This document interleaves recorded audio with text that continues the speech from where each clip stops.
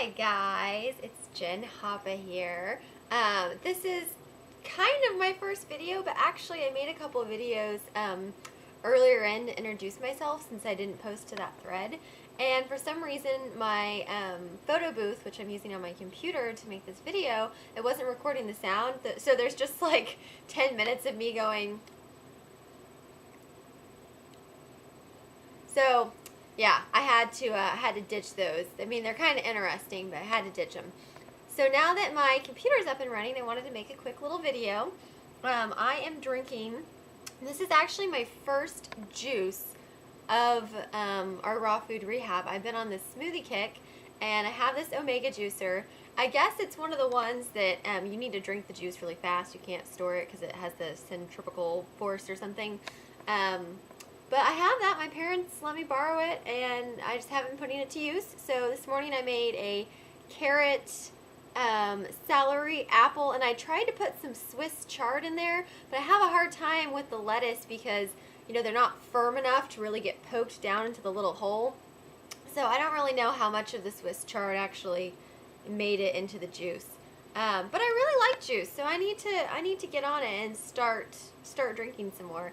I might do a juice feast for a day or two. Probably not anytime this week because of my work schedule, but maybe next week I'll get on that. So, anywho, I was just gonna introduce myself. I mean, I know I've talked to a couple of you guys on raw food, but I never formally posted an introduction. So my name's Jen Hoppa, and I live in Tulsa, and this is my apartment. It's kind of a mess right now because I got new windows, and they had to move all the furniture around to accommodate, but you can kind of see like a little tour. It's kind of messy. All my furniture's over there. See, here are the new windows. Doing a little 360 action here. This is really high tech. I currently have my computer on my sofa, and it's stacked about 4 pillows high in the corner of the sofa, and the reason this is that I pirate my Wi-Fi. Of course. Very ethical person, you can see here. No animal cruelty, but we're going to pirate the Wi-Fi. Anywho, so I discovered by happenstance one night that I could pick up free Wi-Fi, but it has to be in this exact spot with this exact amount of pillows stacked yay high. So it's a very technical process to get Wi-Fi. So this is kind of like my mode of operation right here. Let's see, I turned 24 last week, and I've been a vegetarian actually since I was 12 or 13, right around there. So for over 10 years I've been a vegetarian, and that was just something that I just at a young age just decided I wanted to do. I'd always been a picky eater, so even when I did eat meat, I mean, I'd get yelled at the dinner table. I'd have like my beef patty, and I'd be picking out all those weird little gummy, chewy, round ball pieces that are in hamburger meat. I don't know. I mean, that's what I remember. And I'd get in trouble, and I hated turkey. At Thanksgiving was a disaster. Really, the only thing that I truly enjoyed were pepperoni balls. Have you guys had pepperoni balls? They're like these fried doughy balls with pepperoni and cheese inside. Amazing. Amazing.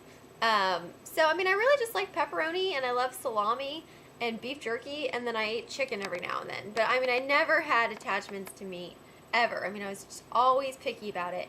And I actually remember seeing this documentary on PBS. I was a nerdy kid. I'm still pretty nerdy. But I saw this documentary on PBS about pigs and how smart they are. Did you know that pigs are smart? They are very, very intelligent. And apart from that, I mean, they're just so stinking adorable. So I watched this documentary on pigs, and I kind of put all the pieces together, you know. I hate the way meat tastes. Pigs are smart and cute. Like, that equation equals vegetarianism. So I told my parents, you know, I kind of strutted in the kitchen, announced that I was going to be a vegetarian, and they were not very happy. You know, you have to think back 10, 11 years ago in Tulsa, Oklahoma, in the Bible Belt, there weren't any vegetarians. I mean, not that I was doing anything special, but in this area, it was very unheard of, especially for someone my age. And so my parents were very concerned with sort of the social consequences of that. I know a lot of people on here have posted about, you know, what do you do in social situations when you're on this restricted diet? And my parents were, I mean, they'd say, Jen, you can't do that. You're going to get invited over to, your little friend's house and have a slumber party, and their mom's going to make dinner, and then we're going to have to call over, and it's going to be rude because you're not going to be able to eat whatever they make for dinner. And there was just sort of this long list of things that were awkward about it. But, I did it, and they were really surprised, and I stuck with it. And after 3 months of being a vegetarian, my parents noticed a huge improvement in my health. Previously, I'd always had stomach issues. I never went to the doctor a lot as a kid. I don't go to the doctor a lot, so I can't tell you for sure, like, what they were.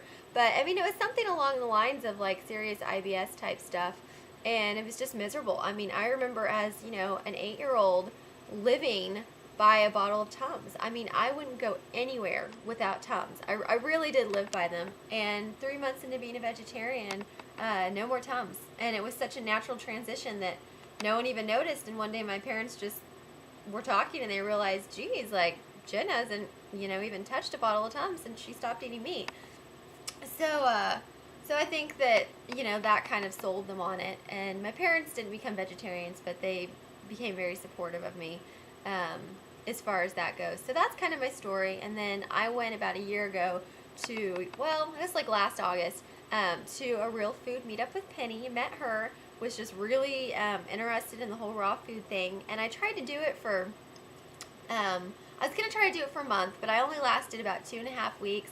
I don't really think that I had a support system lined up, and kind of what happened was it was some holiday, whatever holidays in like September, I think it's Memorial Day or something like that, Labor Day weekend maybe, and I went over to my friend's parents' house, and they cooked this big spread, and of course I felt guilty for not eating any of it.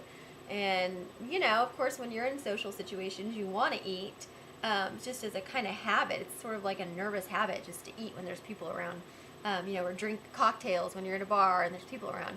So I kind of gave in, and I thought, I'll just do it this one day, and then I'll go back to my raw food. And of course, that didn't really happen, and I just sort of let it go.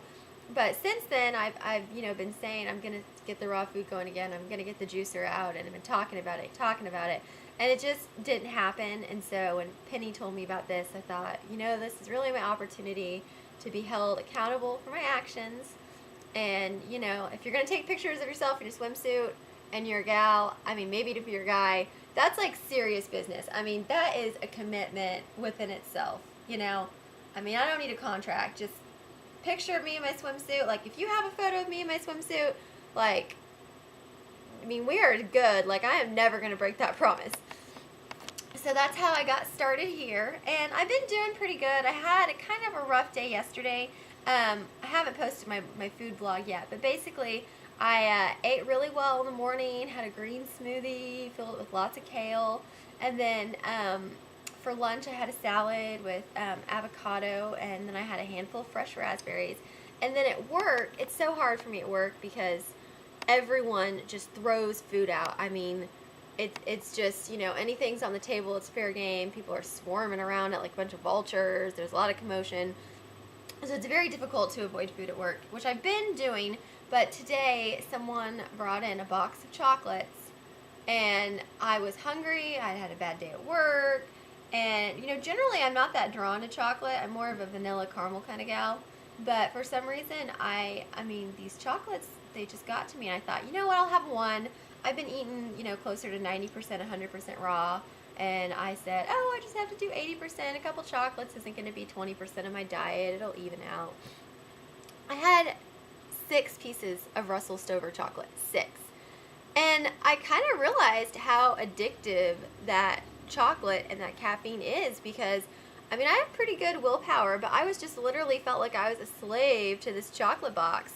And it was really kind of eye-opening for me. But today I've got my juice, and I'm on the right track. I'm going to juice, and then I've got to go to work. I work this shitty shift. I work noon to 9, so it really screws with my eating schedule. Thankfully, this is the last week I'm doing that. My schedule is changing next week. So I'm going to come home, I think, on my lunch break, have a big salad, maybe do a juice when I get off work if I'm even hungry. I really don't even want to do juice at 9 o'clock, but work something out, bring a bell pepper to work or something to snack on. So that's my story. This video looks like it's getting close to 10 minutes, but I kind of want to keep talking. I gotta drink this guy so it doesn't oxidize.